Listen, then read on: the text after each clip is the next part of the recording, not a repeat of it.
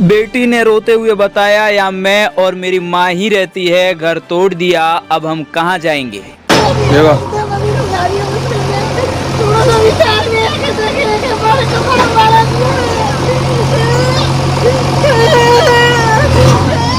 आगे मैं रोवा दे तुम कोई मम्मी अंदर बैठी थी, बातें करता था मम्मी ने वो